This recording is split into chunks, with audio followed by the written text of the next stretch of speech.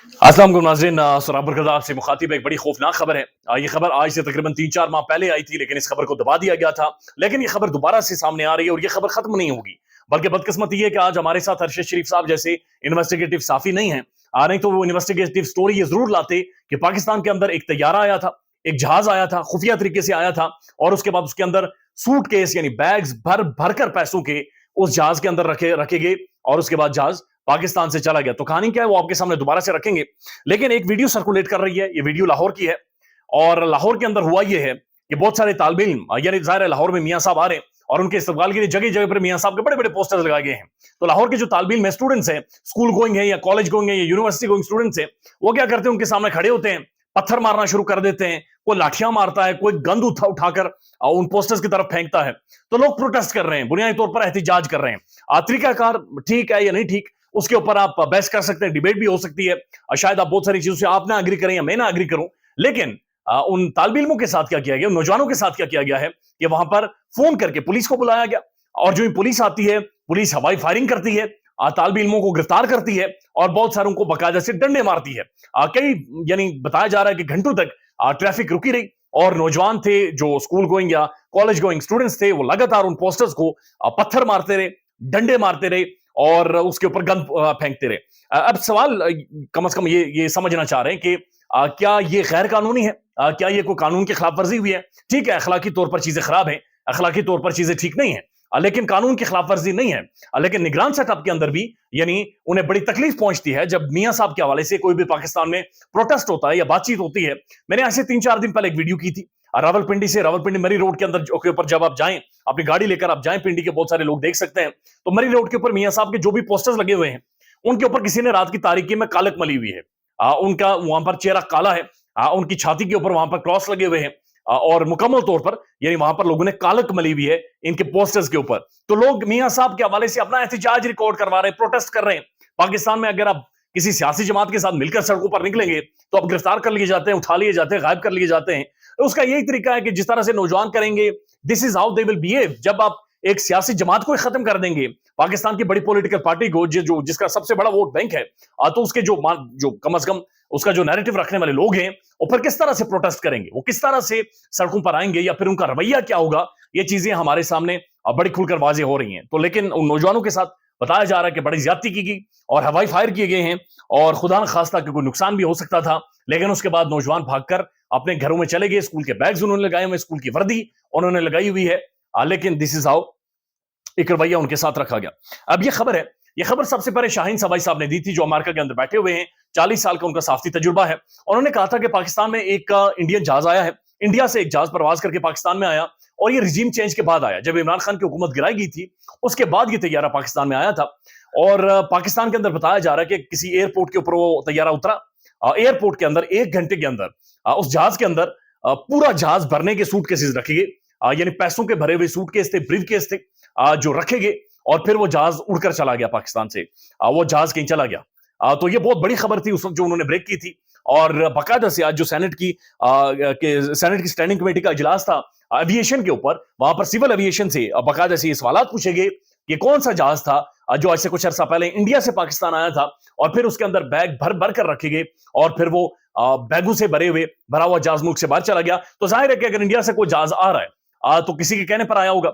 अब वो किसके कहने पर आया है, कौन सी शख्सियत है जिसने पैसे मुल्क से बाहर निकाले हैं, और जिसकी वजह से पाकिस्तान के अंदर आपने देखा कि रुपी भी इतना ज्यादा डीवैल्यू हुआ, पाकिस्तान की मार्केट से डॉलर्स भी खत्म हो गए, पाकिस्तान के अंदर एक मौशी मेल्टडाउन हुआ, पाकिस्तान में भुरकस निकला, 40 रुपए की एक रोटी हुई, लोग रोटी नहीं खरीद सके।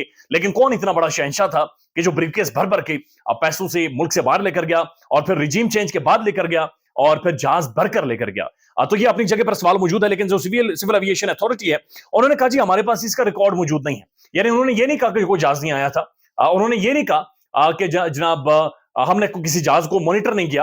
वो ये कह रहे हैं कि हमारे पास सीसीटीवी वीडियो मौजूद नहीं है, बल्कि आने वाले टाइम में हम ऐसा करेंगे, अगर कोई ऐसा जहाज आएगा तो हम सीसीटीवी वीडियो भी रखेंगे, फुटेज भी रखेंगे।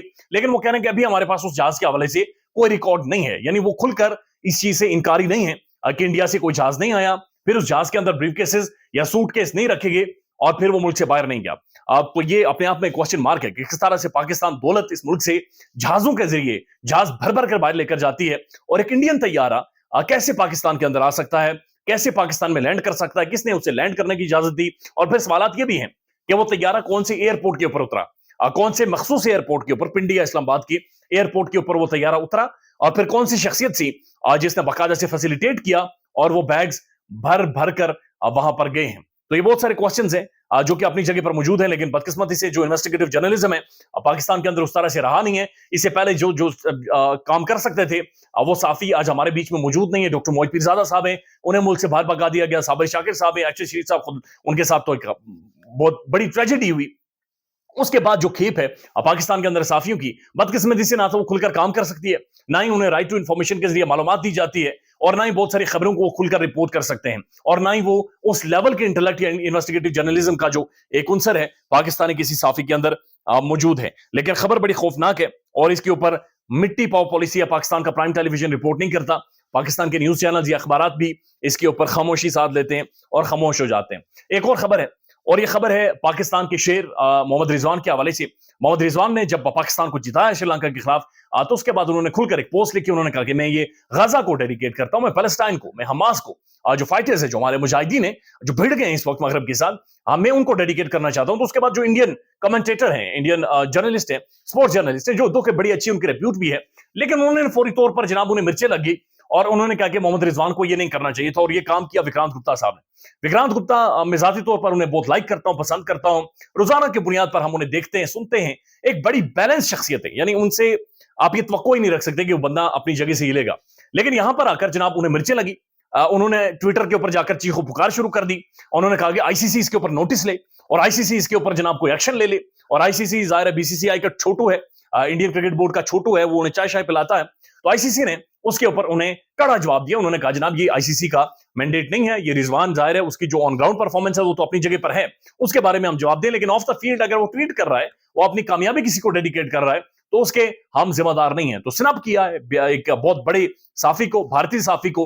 लेकिन यहां पर यह कोशिश की गई थी कि शायद इसके जरिए बहुत सारे ऐसे कानूनी मामलात को सामने रखते हुए मोहम्मद रिजवान को, जो कि इस वक्त तगड़ी फॉर्म में हैं, जिन्होंने इस वक्त टफ टाइम दिया हुआ है, जिन्होंने बड़ा जबरदस्त इस वक्त कंपीट कर रहे हैं, उन्हें किसी तरह से रोका जाए। यहां पर उन्हें उनका बुनियादी तौर पर एक नफ्सियाती दबाव आईसीसी के जरिए उनके ऊपर डाला जाए। एक और खबर है, और खबर यह है कि पाकिस्तान के कुछ साफियों को अब बीसीसीआई जाकर वीजे देना शुरू हो गया, लेकिन उनमें से कुछ मखसूस साफी हैं जिन्हें इंडिया के अंदर रसाई दी जाएगी वर्ल्ड कप के दौरान। तो ये भी अपने आप में एक अजीब और गरीब सी बात है कि आईसीसी जिसका काम था इस चीज के ऊपर इंप्लीमेंट करवाए कि पाकिस्तानी साफी इंडिया के अंदर जाएं, लोगों से मिले, लोगों के इंटरव्यूज करें, इंडियन सड़कों के ऊपर माहौल देखें, वर्ल्ड कप को रिपोर्ट करें, लेकिन उन्हें मखसूस टाइम पर कुछ मखसूस जगहों की इजाजत देकर, यानी उन्हें आखिरी लम्हात में, बिल्कुल आखिरी लम्हात में अब बताया जा रहा है कि कुछ ईमेल्स आ रही हैं। लेट्स सी कि मामला क्या बनता है, वो कहानी भी आपके सामने रखेंगे। ख्याल रखिएगा। अल्लाह हाफिज।